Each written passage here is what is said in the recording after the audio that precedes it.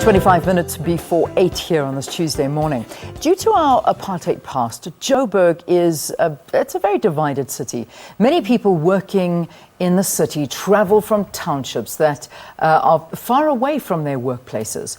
This, of course, strains them financially, and their time is eroded due to lengthy travel times. Well, the City of Joburg has embarked on a Corridors of Freedom project that will link the city effectively and efficiently. But there's more to it. It's not just about transport. There's actually a lot more to this initiative. So to find out a little bit more about it, we're going to speak to the Executive Mayor of Johannesburg, Parks Tau. Lovely to see you. Thanks for visiting us this morning.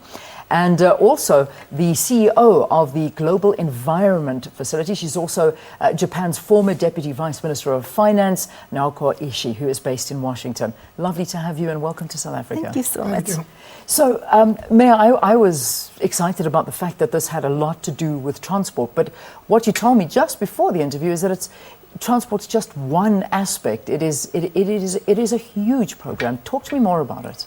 Thank you very much, Leanne. It's a multifaceted program. It looks at the implementation of the Corridors of Freedom, and amongst the critical indicators would be about how we improve urban linkages through mobility and transport. So that becomes an important part of the project. But it's also about increasing and improving our densities, particularly along the strategic corridors that we've identified, so that we're able to improve the efficiencies in the urban system, bring people closer to where the opportunities are, but also bring opportunities closer to where people are. Johannesburg has particularly the average travel time on public transport is about 53 minutes per trip in Johannesburg, meaning that people lose almost 2 hours in public transport on any given day, the bulk of whom are going to work and some of those are looking for work. And you need to improve their ability to access the city. So mobility and spatial transformation are important. But this project also looks at introducing alternative building methods so that we can introduce building methods that reduce greenhouse gas emissions, and looks at issues of food security and the improvement of food logistics. So it's really a multifaceted program, and that's why we're so excited to be working with GEF and its implementing partners, the United Nations Environment Programme. We've partnered with the DBSA in South Africa as we implement this project. What is the role? Let's get the role firstly of the GEF in all of this, and your interest in getting involved in the City of Johannesburg.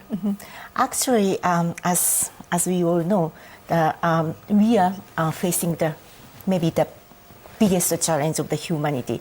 There are very important 3 megatrends: increasing population, increasing middle class, and urbanization. So that the current ongoing climate change, for instance, also drought and flood, that biodiversity loss, and water stress, those are all things that which we have been, and the City of Johannesburg and others are experiencing. So with that fight, the GEF has launched that in the last year, this Sustainable City program, which involved 23 cities from worldwide and 3 cities from Africa. It's in Abidjan, Dakar, and Johannesburg. Wonderful. So we launched this global Sustainable City program to support that and the mayor's effort, like Mayor Tau, who are taking this challenge and to bring that in the city as a center of this fight against humanity. And we are really excited that Johannesburg is part of this 23 World City program. And what assistance will you be offering? Actually, this program has 2 components. One is to help mayors do this integrated urban sustainable program. In the past, the institution like us only help kind of sectoral investment. It may be transport, it may be energy, it may be water, but we haven't really thought through this role of the city to fight against this climate change or the challenge we are facing, that the challenge that the Mayor Tau just described. So that one very important component of this program is how to help mayors to do integrated urban sustainability planning. So that is a component number 1.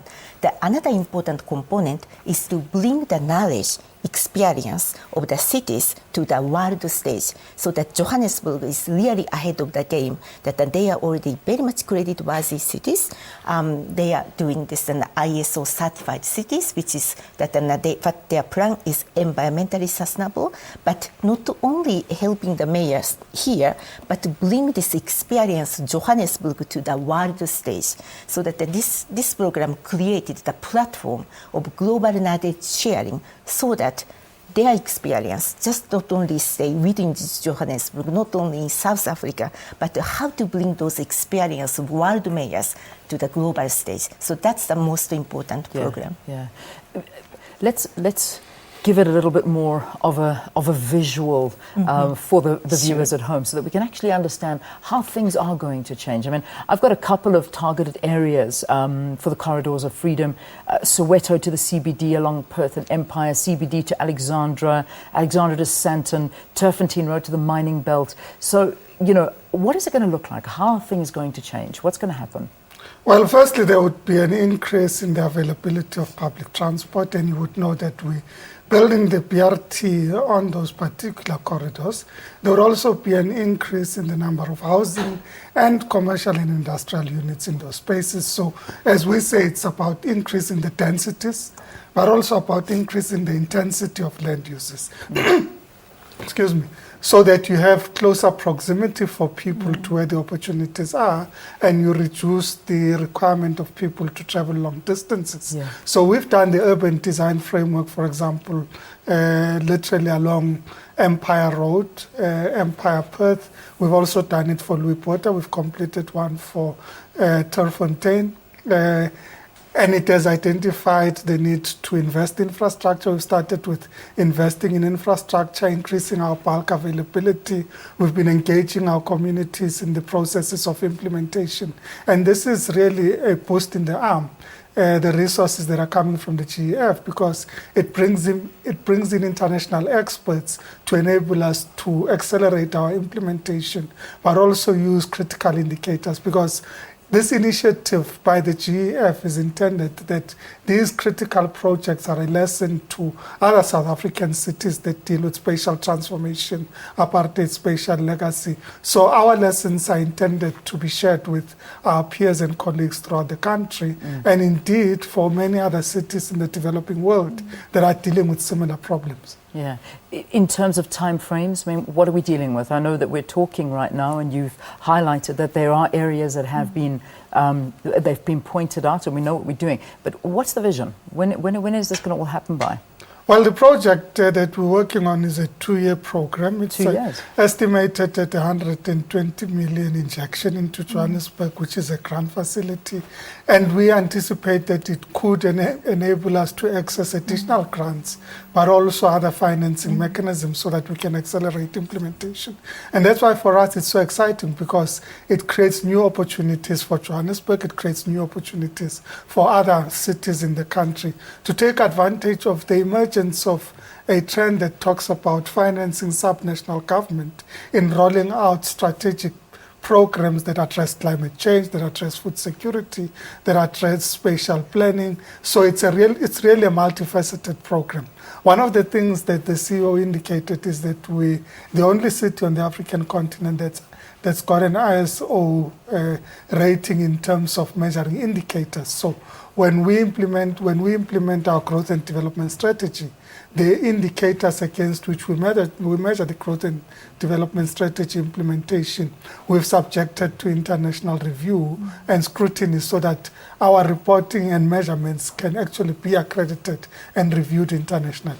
All right, just to finally and very quickly, are there other success stories? If you look at the other countries that have been chosen, has it been implemented, and how are they doing? That's exactly what we are trying to help. There are some success, there are a lot of challenges. Yeah. And this program is to bring those both success and also challenges together, and to make sure that, to ensure that this platform can help mayors like Mr. Tao to tap that world-class resources or the knowledge and the expertise, but also that his experience can help other mayors who are facing the same challenge. I am really impressed with a platform created by mayors, how genuinely they are interested in learning from each other. And this is not necessarily North-South negotiation rhetoric. It is more like a community of mayors who face the same kind of challenges. Yeah. That's why that participation of the Johannesburg of this program, it's so important that World City can learn from his experience. Fantastic. Well, we're looking so forward to it. The photographs look amazing. The vision is incredible. Let's just hope the follow-through is as good. But thank you for talking to us. Parks Tau, Executive Mayor of Johannesburg. Good luck with it. And Naoko Ishii is the CEO of Global Environment Facility. Thank you very much for being with us as well this morning. Thank you. Let's take a break.